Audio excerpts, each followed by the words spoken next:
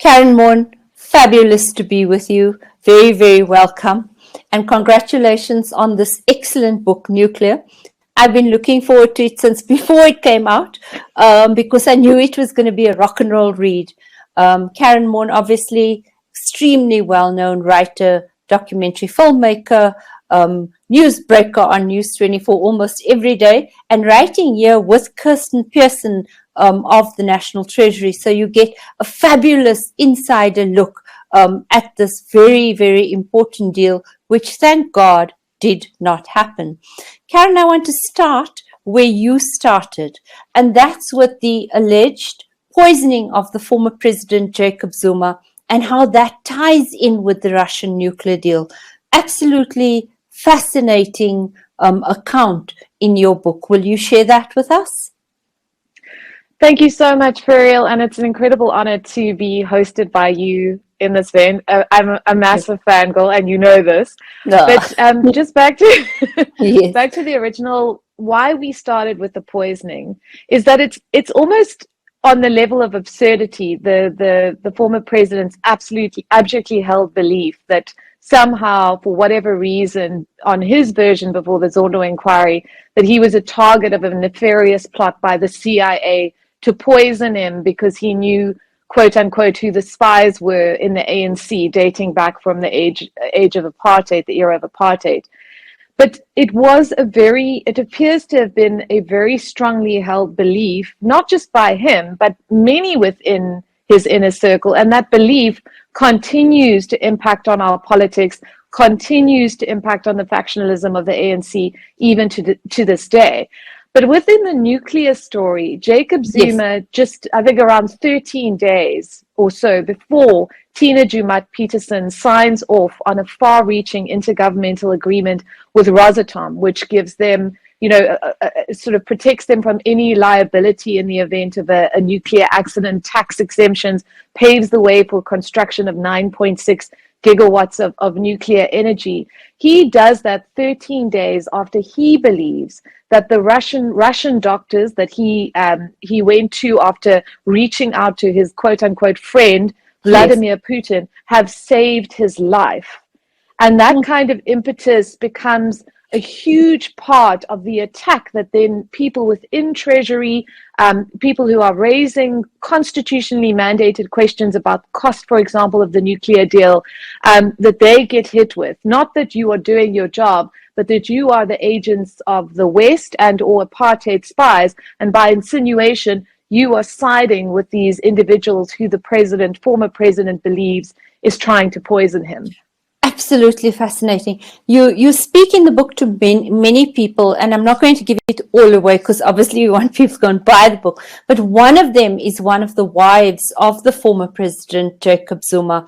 And she tells you how real this idea of him being poisoned was, and that, in fact, he believed she was one of those who poisoned him. Can you share just a tiny bit of that with us? I think that, it's important to look at Mantashe's story within the context of the poisoning, because she really was the most profound victim of what happened here. For 5 years, for half a decade, she is removed, her and her 2 children are removed from Nhlanhla. She is identified as a suspect in a poisoning plot, which she says she knows absolutely nothing about. She's accused of poisoning Zuma through his tea. She is woken up in the middle of the night by SSA operatives and attached to a lie detector machine. She is essentially, in many respects, tortured. I mean, we heard those details coming out in the Zondo inquiry, which I think absolutely horrified the now Chief Justice Raymond Zondo with the unlawfulness of that investigation. But for 5 years, even after it must have become patently obvious that there was simply no evidence against her, her phones are taken, etc., she still lives under the shroud of suspicion, to the point where at one stage she believes that, the people behind the accusations against her may be attempting to drive her into suicide.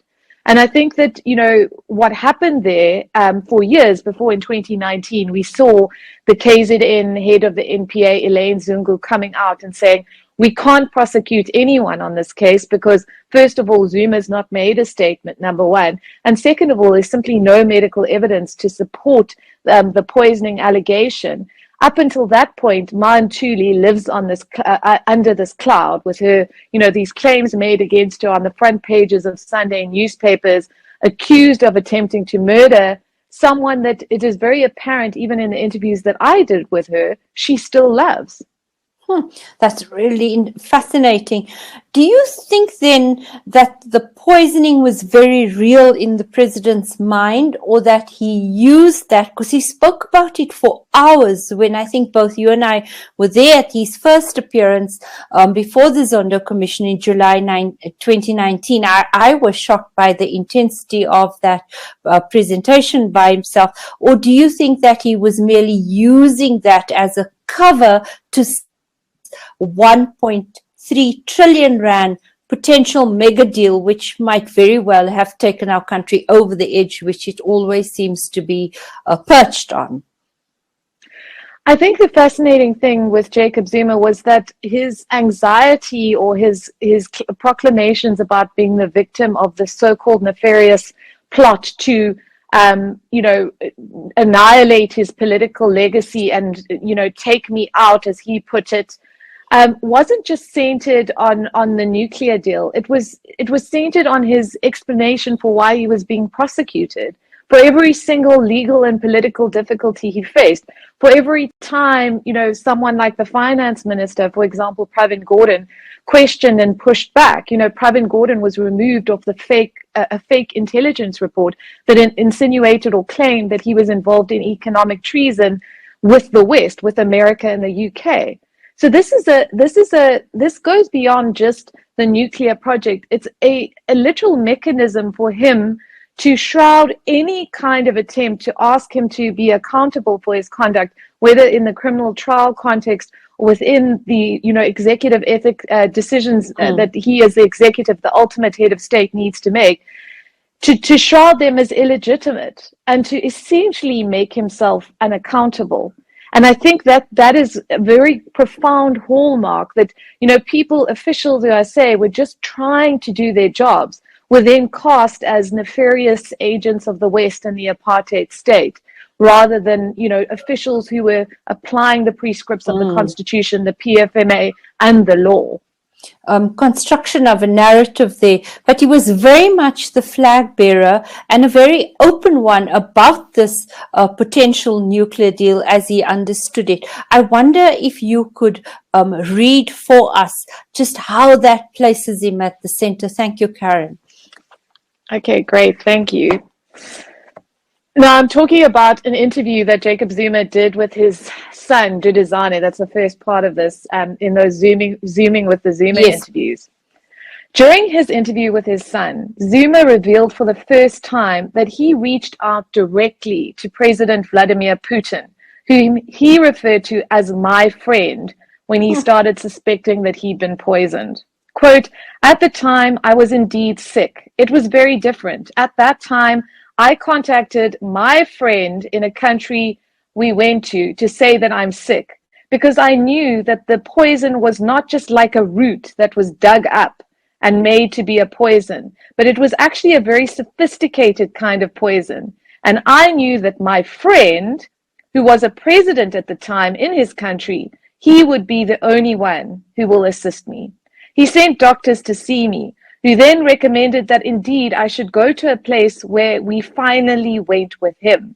And I knew that once I was there, this will be defeated. And it was defeated. And they finally found that it was poison."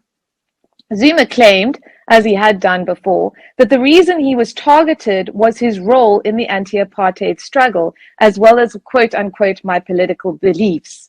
The doctors who had cured him did not know how he had managed to survive, Zuma said. The dose that I had in my body, no human being could live. A former senior law enforcement official involved in the investigation of the alleged Zuma poisoning has backed up Nhlanhla and Zuma's claims that the president was only able to receive the treatment he needed from Russian doctors. This, he insisted, was because South African doctors were unable to identify the substance used to allegedly poison him. Former President Zuma did go to Russia. He did receive treatment in Russia. He was hospitalized in a secure facility, and his life was saved there because the doctors here couldn't pick up what the poison was, he said. Despite this, any medical proof that Zuma was actually poisoned was absent from the docket that came before the NPA at the time that they made a decision on whether he should be prosecuted. At that time, KwaZulu-Natal prosecution's head, Elaine Zungu, maintained that there was no evidence that Zuma had ingested any known toxin. It was also apparent that the investigation by the State Security Agency into the Zuma poisoning was amateurish and seemingly unlawful. David Mthlobo, as head of the SSA, was, according to Ntuli Zuma, a driving force in that investigation. A key confidant of the president, he became integrally involved in the messy Zuma family fallout that ensued after the eviction of Ma Ntuli and her children from the president's residence in Nhlanhla. Mthlobo informed her when she tried to return to the homestead of being forced to move from one hotel to a guest house to another that she would not be allowed to go back.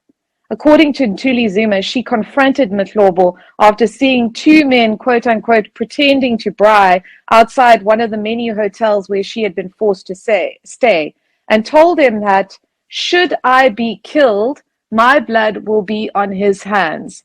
I told him, I am not going to kill myself over this, and if I am killed, he is responsible. I was living in fear for my life. After that, he stopped taking my calls. Sure. Thank you, Karyn. So I just want to welcome some people who've joined us. Thank you, Peter Mann, Jerome Keshwa, Walter Ehrlich, Andrew Ube, and the hundreds of people who are with us. We look forward to discussions with you. So the poisoning then has a twin with this 1.3 trillion rand potential nuclear deal. How did the president start putting that into the procurement system? Because we are a country of laws, thank God. How did the National Treasury then begin to roll boulders in the way of that potential procurement? And what was your co-author Kirsten Pearson's role in this? We're of course talking about Nuclear, the book by Karyn Maughan and Kirsten Pearson. I think that what Kirsten brought to the project, which was so important, was a real concrete understanding of how procurement needs to be done. Because I think the reason, I always thought that the nuclear deal was going to be a surefire discussion for a book, something that would inevitably be written about. But I think, honestly, Ferial, that because the language of procurement is so overwhelming, because there is so much secrecy, there was so much secrecy over the deal, Treasury was kept out of the loop in so many respects that it may have seemed, quite profoundly intimidating to look at this topic. We also didn't want to make this, a discussion around the pros and cons of nuclear energy. That's not what this book is about. It is really about, one individual and his kind of inner circle's profound drive to push through a deal that on the face of it appears to be economically suicidal without going through the checks and balances so necessary in what would have been the largest procurement in the country's history. And how, we see this kind of involvement of state intelligence, the kind of, hiring and firing of finance ministers according to who the president believed would be pliable, to that kind of determination that he had to make this happen. So what is fascinating is that nuclear had been on the table for quite some time. It had been discussed, it was something that the ANC had looked into. Ironically enough, of course, it was something that the apartheid state was very intent on. At one stage, the apartheid energy minister saying that South Africa should be dependent almost entirely on nuclear energy. And of course, we know we are the only country in the world who, voluntarily disarmed nuclear weapons. But then we see this, this drive that Zuma embarks on appears on the face of it to try and almost entirely circumvent National Treasury, to the extent, as we know from the Zondo inquiry, that it's only really in maybe in 2011, and then in 2013, when the deal is sort of presented to Treasury in terms of this issue of tax exemptions for Russia, that they start becoming aware that this is potentially on the table. Wow. So that's 1.3 trillion, the biggest ever. I want to go back a little. For a short while, I worked at Bloomberg. And while there, I had lunch with the South African head of Rosatom, who, in fact, before the Rosatom job, had been the Africa man of Victor Vekselberg, I think one of the oligarchs and quite a key funder of the ANC. And in that discussion, and I've also met with the Rosatom people here, it was very clear to me that this was a very important part of Russia's geopolitical strategy in Africa, and also that they were making huge money across the continent. One of the things they showed me was this map of where Rosatom had already entered deals, and ergo that was, why are you people so anti-nuclear? Look at the rest of this continent. How was that idea of nuclear? How did they come to get former President Zuma to be such an ambassador for nuclear? Was he also put through some of that propaganda which I experienced at the lunch with Rosatom? Well, I mean, there's a few points, and thank you for that, because that is really like a fascinating segue into this next bit. Yes. First of all, Zuma, when I interviewed him in March 2019, very much as we see with the proponents of Russia within the current Ukrainian conflict, you know, there's this drawing on the history of the USSR's support of the ANC during the anti-apartheid struggle, you know, saying that look at what Russia look at what the Soviet Union did for us. Of course, Ukraine was part of the Soviet Union, but besides the point. And he said, you know, there were the Western nations turned their backs on us. They, you know, the people that pretend to be our friends now were complicit in these abuses. And I mean, in some respects, that criticism is not unfounded. Sure. But there was, you know, Carnegie researchers have done some really great work on, you know, this kind of nostalgia, this Cold War nostalgia that fueled the kind of ANC's connection to Rosatom. But there was also, you know, when the deal was first signed in September 2014, that language of utilizing South Africa and Rosatom being in this partnership where there would almost be, you know, would go out into different countries over Africa, reactors would be potentially built here.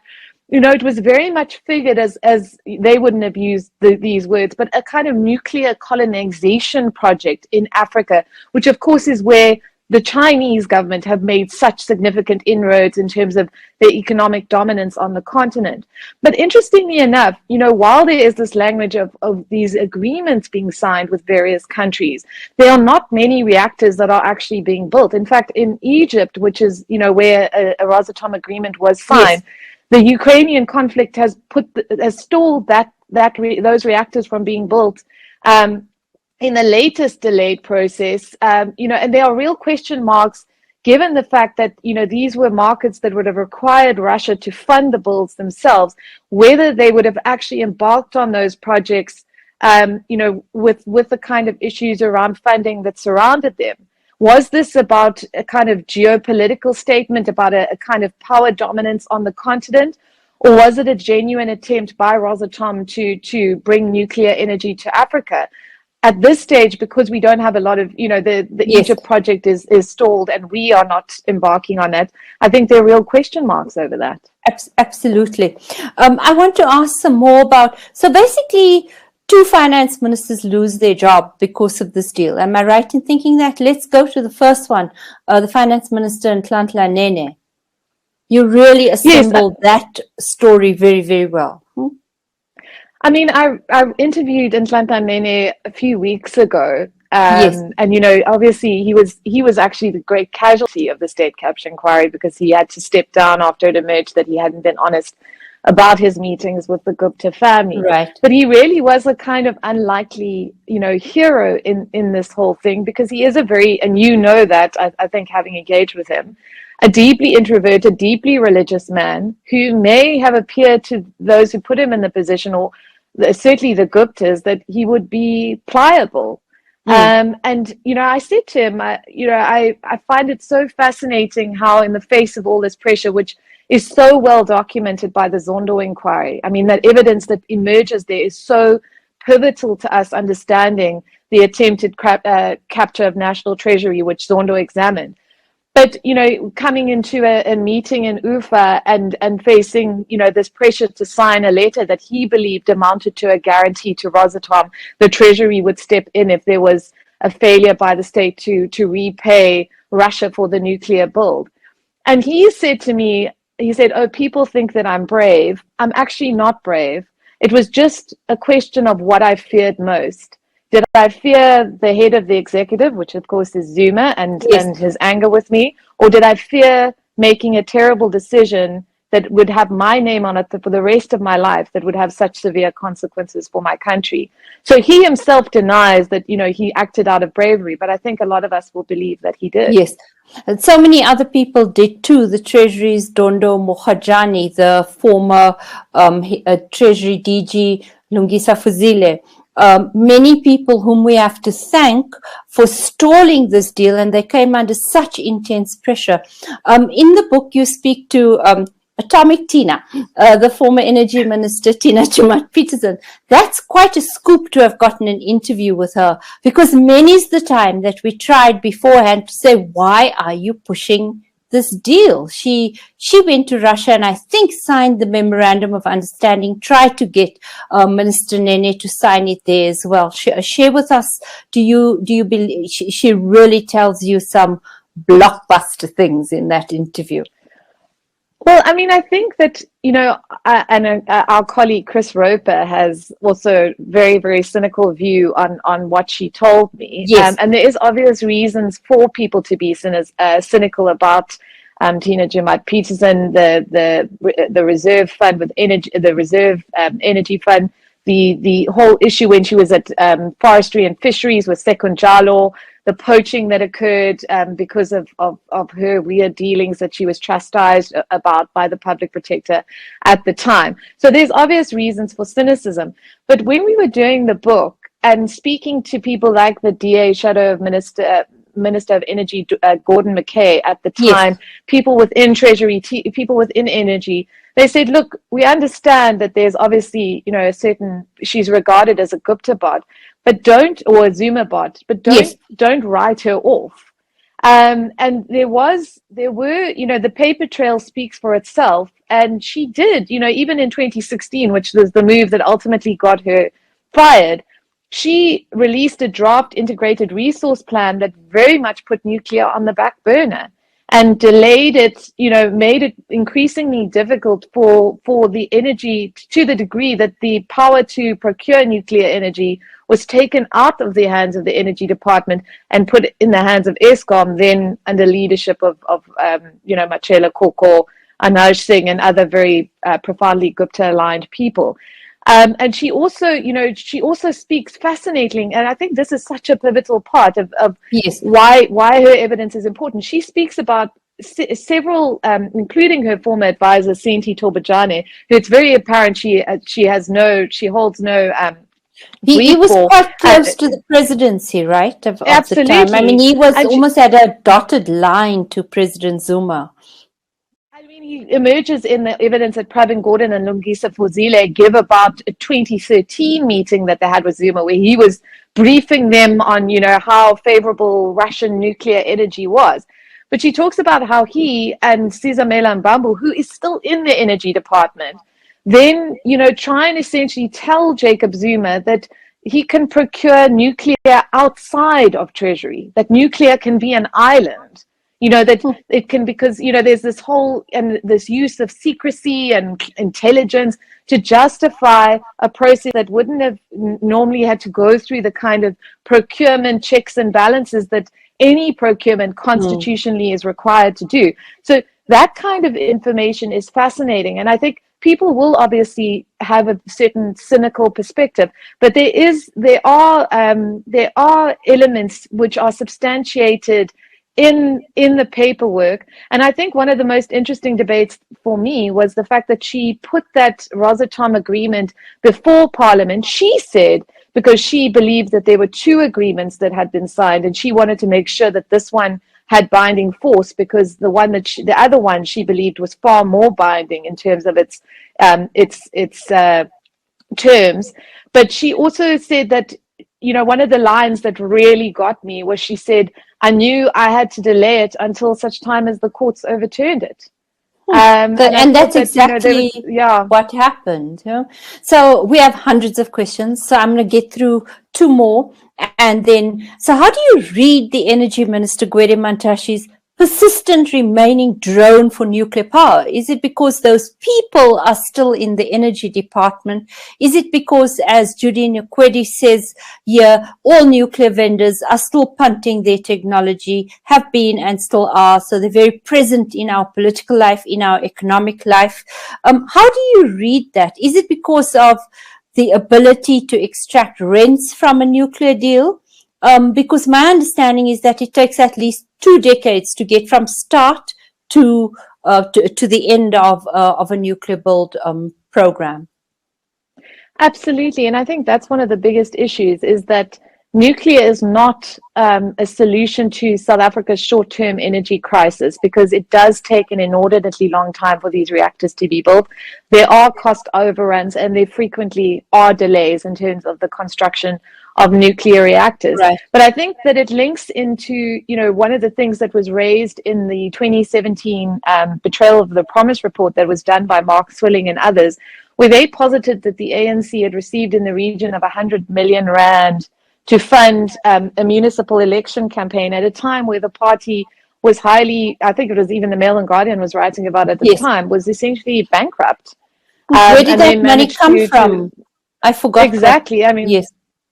Yeah, and there was then this massive, very, very well-funded municipal election campaign resulted in circumstances where, at that time, we didn't have the kind of requirements of political parties to disclose their financing. And I think that would be a very real question is, given what has emerged in the Zondo inquiry, given the evidence, of Bosasa, PRASA, Transnet, all of those things, this kind of rent-seeking funding culture, backhanders to the ANC. The ANC has been shown to have directly benefited from the proceeds of corrupt.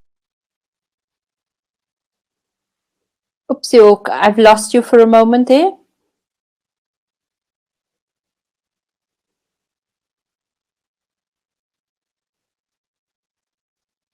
Received the benefits of allegedly corrupt and irregular contracts.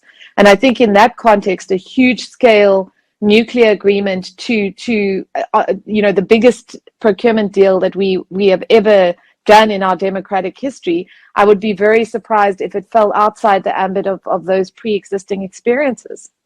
Thank you. So I do want to thread hope through our webinar, because the book threads hope in me. It left me hopeful, and I hope we get time to get to that given the hundreds of questions you have. But we need to thank two women, an activist and a nun, for putting the kibosh in this deal.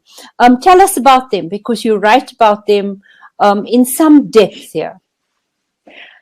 Well, Makoma Lakalakala and Liz McDade are two remarkable women from SASE and Earthlife Africa, who in 2015 mount this extraordinary legal challenge to the procurement, to the intergovernmental agreement between Rosatom and South Africa, which would have essentially paved the way for nuclear procurement to proceed. And that case was argued by David Unterholter.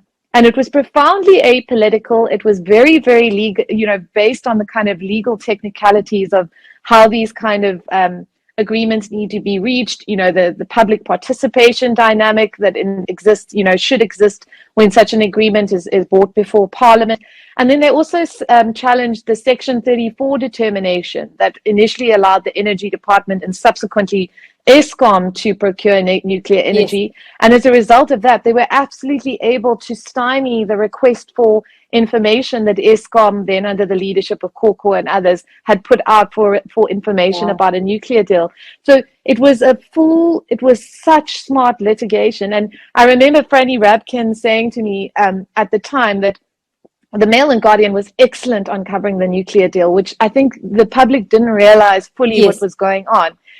And she said to me that when they run that case, that front page of the Mail and Guardian was one of the poorest selling newspapers that they'd ever put out.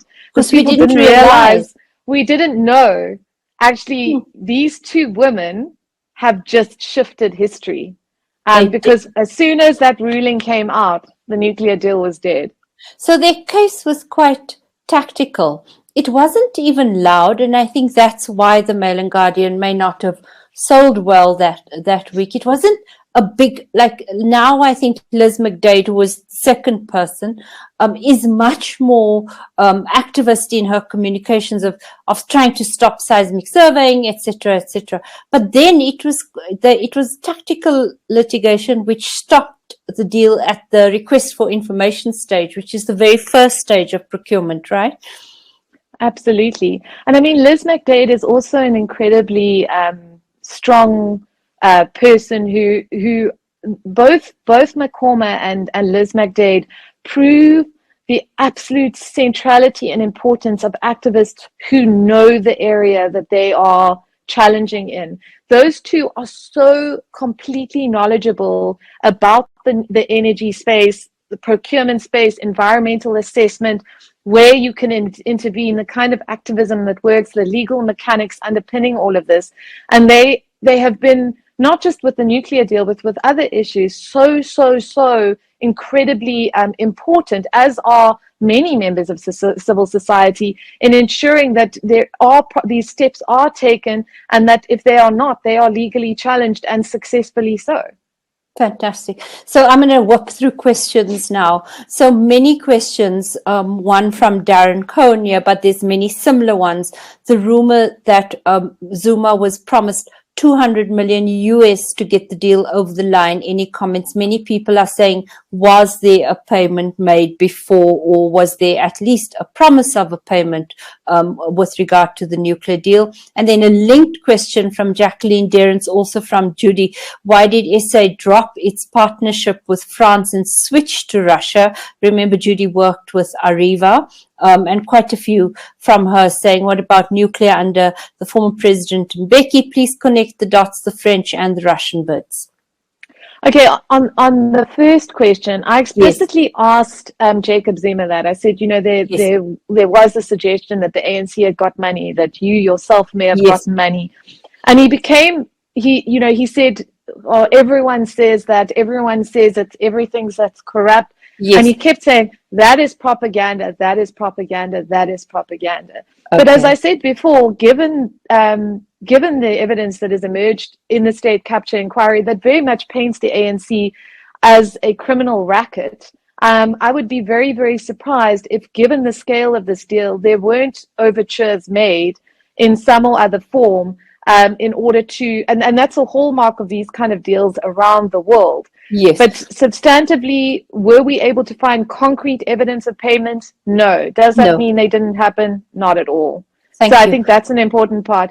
Secondly, on the Areva thing, part of the examination we do in this book is actually of the first nuclear agreement that was potentially going to be concluded by Eskom at the tail end of Mbeki's presidency, where Areva and Westinghouse were very much in the running. We spoke to Dave Nichols, who occupied a very senior position in Eskom at that time, about the kind of engagements to conclude that agreement. He, of course, didn't say whether there'd been a suggestion that South Africa should conclude with Areva or Westinghouse, but he does go into a lot of detail about the Mbeki administration and Eskom at the time being very intent on either the French or the Americans. And of course, he spoke about the fact that there was this pathology of Eskom that was sort of veering towards Western nations. And while many members within the ANC felt that the East was the answer. And of course, we see those dynamics emerging in those secret Eskom board recording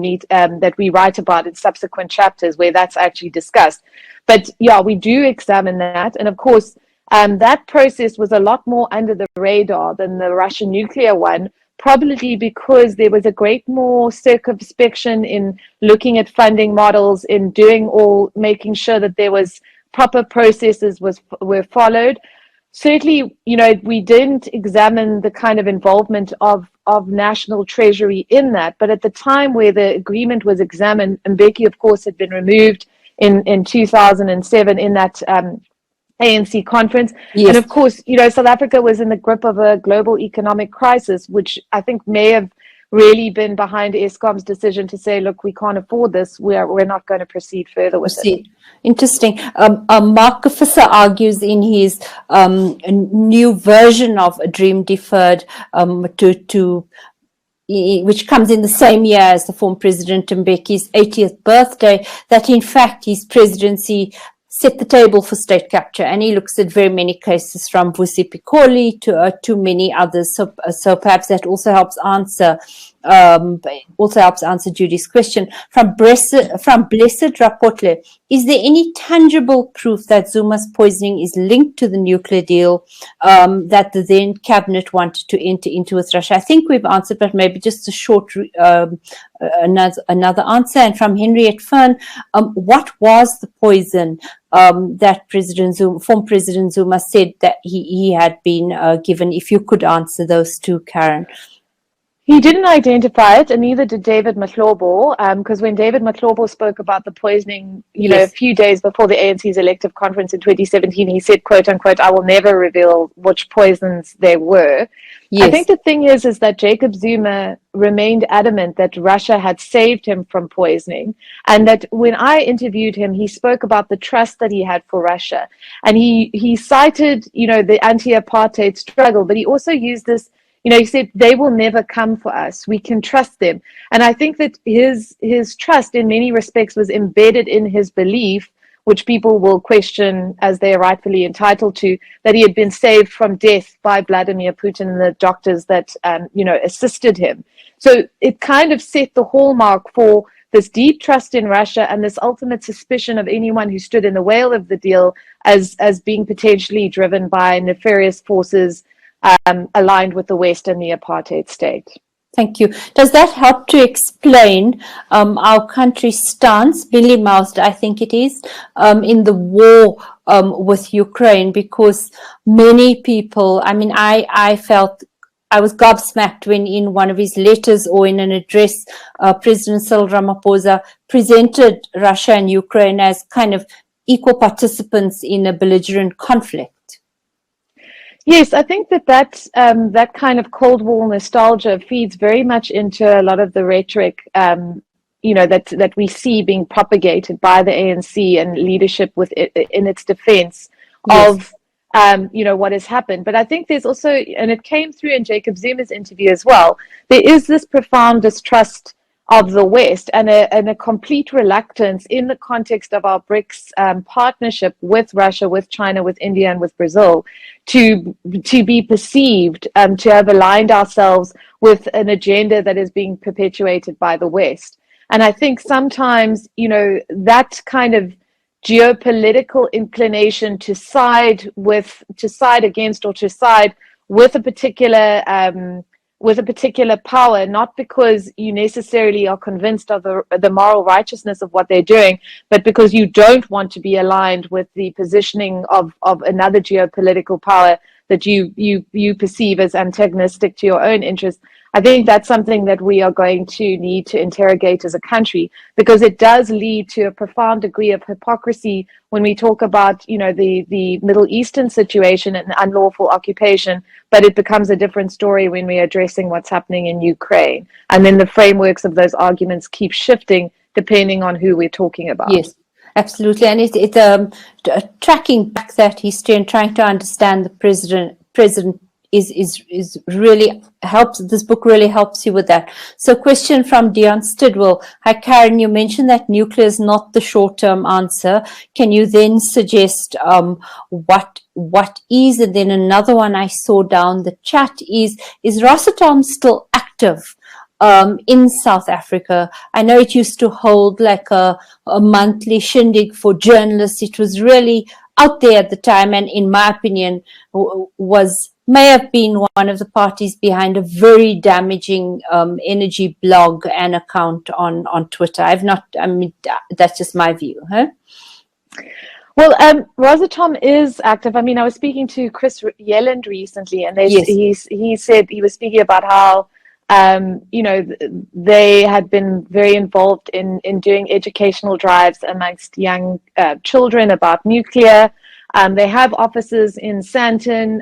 Certainly when we spoke to them and sort of engaged with them on the book, they did respond eventually to questions, very much denying that there was anything untoward about the deal, denying certain of the claims made by Gordon McKay, the DA Shadow Minister of Energy, that people purporting to be Rosatom officials had given him intercepted communications from Parliament's Committee on Energy, and saying that if that was the case, he must report it. So they very much denied any kind of wrongdoing. But some of the sort of darker accounts of people who didn't want to come forward and sort of speak openly about what had happened was, there were a lot of especially with the kind of researchers and science sector, there was a mass decimation of that community because people who were perceived as being, critical of nuclear energy and very pro-renewables, which is, of course, a debate that continues. And I mean, one doesn't want to get into a debate about the which energy sources are the best.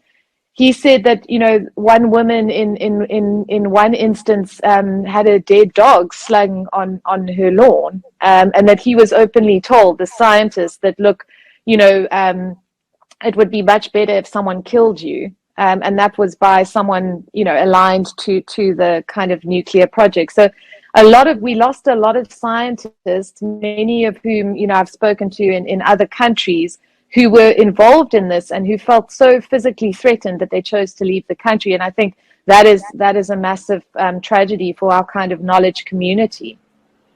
Absolutely. Karyn Iton noting here, Eskom owned the Pebblebed nuclear reactor technology for years, spent billions, and it couldn't commercialize it. So this is a chat happening. Not only France was dropped, an engineer friend of mine, now deceased, was sent to Germany to familiarize himself with the Pebblebed technology for the company that was appointed by government. I don't recall the dates, but this was eventually dropped.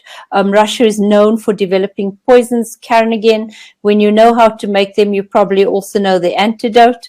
Glenn Bosman, it makes sense for the ANC to be more embedded in Stalinism than getting into bed with the French or Americans. Beulah Tambadou, I was at SAFSI then trying to free chickens from cages. SAFSI is, of course, the organization which is one of the organizations which fought against the deal. It's wonderful to be South African despite it all. And then many questions, Karyn, about sabotage of the national grid right now. Could you tell us what you think about those attempts? Because you've written some of it and it's being run by your colleagues at News 24. Well, I think Carl Cowan, my colleague at News 24, is about to publish an incredibly insightful, in-depth investigation called Sabotage about what has happened at Eskom. And I think that, he has spent years examining this. And I think what he will produce in that book will kind of profoundly interrogate this language that has come up again and again of saying that, look, that sabotage may be behind the kind of difficulties that we face. And I think that, certainly from my perspective, I think that's going to be a very, very invaluable kind of insight into the situation in which we find ourselves.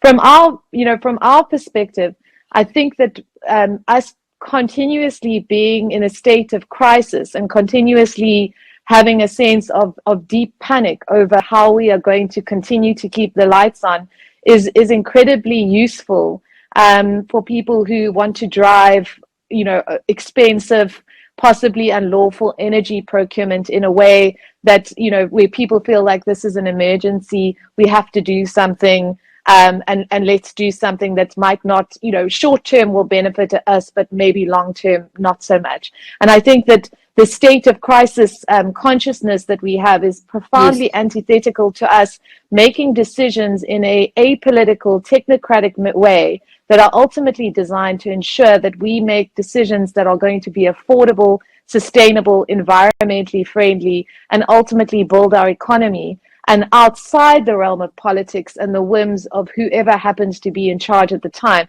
Because one of the things that I think that this book demonstrates is that we cannot be beholden to whoever happens to be our leader for decisions on how we should be procuring energy. These need to be decisions ultimately that are made by scientists, technocrats, and people who understand the implications of those choices. Absolutely, and also by communities, and we'll get to that in a moment. I do want to ask you if my observation is correct. So, at the height of state capture, the major capture networks were organized around transport. So, PRASA and Transnet, and then Eskom coal contracts at the time. We know from your book that there was a big effort even from within Eskom to capture the nuclear deal and to run it from within Eskom. Brian Molefe was quite clear about that in his time at the utility. But now energy seems to be the center point of the new capture, because I think we'd really be kidding ourselves if we made the assumption that that era is over. It's not. I think, in fact, that it's replicated as the COVID PPE scandal shows us. Am I right in thinking that it's moving to energy where you see massive disinformation and also a massive fight about what our energy future should be? No, absolutely. And I think Andre de Ruyter, we interviewed him in the last chapter of the book, and he actually said as much. He said, people think that the age of state capture is over. It's absolutely not. You know, these coal contracts, for example, are very associated with kind of patronage networks of the ANC. There was some fascinating litigation many years ago involving the coal transportation, and you know, these massively inflated prices that, you know, people were being paid to transport coal. And you know, there is this kind of drive to kind of sustain the coal culture, you know, with clean coal as put forward by Gwede Mantashe, you know, in circumstances that seem very profoundly at odds with the president's messaging around renewable energy and commitments to renewable energy. And I think that there is a profound disjunct between, you know, some of the messaging that we see coming out of the energy department. And then, of course, you know, de Ruyter saying, look, we are embarking in this process and environmental assessment about the construction of a potential nuclear reactor, but we simply can't afford it. You know, we can't afford nuclear now. And certainly we can't afford a pebble bed reactor in circumstances where we have no guarantee that that technology will actually work. We have no, you know, we will not invest in technology that is not established to be of use to us. So I think that absolutely, and until such time as we get a clear and comprehensive view through the integrated resource process of what exactly we're aiming to do and what our short-term, long-term, and medium-term planning is, instead of being constantly caught in the state of crisis, as I said before, which is convenient to people who want to push forward deals like Car Powership and others that certainly seem very, very overpriced and potentially unlawful. I think that kind of culture will continue. We have to start feeling, I think, profoundly that plans are being made that aren't being, you know, sort of pushed through in crisis mode. Thank you. From Katse Mahoto, I think a difficult question, but one that I see very often. So he says, smoke and mirrors, Karyn. I read the book and nothing substantive other than allegations. We need the same energy and vigor to deal with Glencore matter and associated Steinhoff dealings. Well, I mean, I've written extensively on Steinhoff, you know, a great deal. I mean, when we were talking about the NPA obtaining the report, I think it's constantly this either or situation. And I think that, you know, journalists, wherever they focus, they will be attacked and said, well, why don't you do this? I think that that's fundamentally disingenuous. And I think that the nuclear deal in many respects represents the most profound act of attempted capture, which would have had devastating impacts for ordinary South Africans long term, with the implications for the electricity tariffs, with the implications on an economy that is already very, very broken, huge levels of unemployment. So it would have had repercussions. And it's so interesting to me because the language used to justify and attack people who stood in the way of the deal perpetuates exactly itself in that same question, that you have to take a side. You know, we'll write about Glencore, we'll write about all the other things, but that's, you know, people who often criticize us the most read us the least, because if anyone had actually bothered to read my stuff, I they'd mean, know that today, I've been very vocal about Steinhoff. watching Steinhoff like very carefully, and on the Daily Maverick today, there's a very good article by, I think, Michael Marchand, saying that, in fact, Glencore, which was started by Ivan Gleisenberg, amongst others, South Africans, needs to face tough questions for its exposés, for its shenanigans across our continent. And I've asked myself, I wonder if they're doing the same thing. Yeah, I do think it needs a proper investigation and better answers than the usual spin we get from Glencore. So just a couple of comments. Thank you for your investigative insights moving forward. South Africa needs an integrated mix of energy, not an either or. So nuclear, cleaner coal. I'm not sure we can do cleaner coal, but solar, wind, hydrogen, waste to energy, absolutely. Ferial just referred, Jennifer Manick and Cam. Ferial just referred to our energy future. It's scary that there is a threat and presence of state capture in the here and now. How do we get rid or wish away this powerful virus, given that it's constantly attacking our country? We'll have more on that as we end. Katsi, again, what about the evergreen green contracts offered to the apartheid companies? Judge Zonda has a lot to say about those, Katsi, in his reports on Eskom, which I make for absolutely fascinating reading. Karyn, I'd like to leave us on a strand of hope, a thought of hope, and for you to read for us. But before that, the Treasury pushback showed me in your book, Captured, the value of independent civil servants who are very strong, exceptionally skilled, and with an eye on the people rather than being deployed cadres. Is that a correct observation? And then perhaps you could read for us after that. I think primarily was that, when I spoke to Nene and also for Zile and Gordon and others, the people who gave evidence, Yes. their constant refrain was that they were trying to adhere to the prescripts of the Constitution, which require that, that procurement is open, it's cost effective, it is done in the best interest of all South Africans, and with an obvious, transformative agenda for a society that remains deeply scarred by our past. And I think that was, I remember Nene saying, all of them were like, we weren't opposed to nuclear. We just wanted the deal to be done in a way that was transparent, open, non-secret, and cost-effective. That was something that we could afford. And it's a great tragedy to me that people who make those kind of calls in this environment in which we find ourselves are continuously hit with rhetoric, questioning their motives in doing so, in just simply doing their jobs. And unfortunately, that invective is being directed primarily now at Black judges, as we've seen in the recent utterances of Lindiwe Sisulu and others, but also, against civil society, against journalists, and against people who are just trying to make sure and hold the line and show that vigilance to make sure that the decisions that are being made are made in the best interests of all of us. And I think that we need to really interrogate when people make these, accuse, as they did, those new National Treasury officials of being apartheid spies and perpetuating that kind of narrative without any kind of evidence. We need to push back against that because it simply cannot be what dominates our discursive space. Absolutely. Thank you. Will you read for us some of how you see the future going if such deals come up again? Well, I'm actually going to read the start of the chapter around Makoma and Liz McDade because it sort of speaks into what I've just been saying. Quote, "You don't know what you're doing," the anonymous caller hissed down the phone at Makoma Lekala, the director of environmental rights group Earthlife Africa.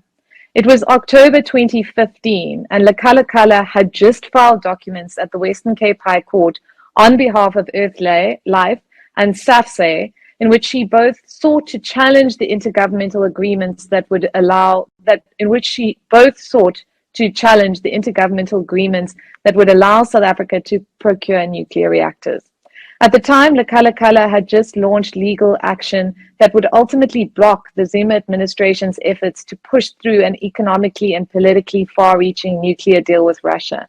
That profoundly effective court action would also soon saw her and her colleagues being actively targeted, harassed, and threatened. Who is the white person behind you filing these papers? Another faceless caller would ask Nhlanhla. Another would refer to her as, quote unquote, a big black bitch, an intended insult she would accept as the ultimate perverse compliment. I am a big black bitch, she says, laughing. I will own that title.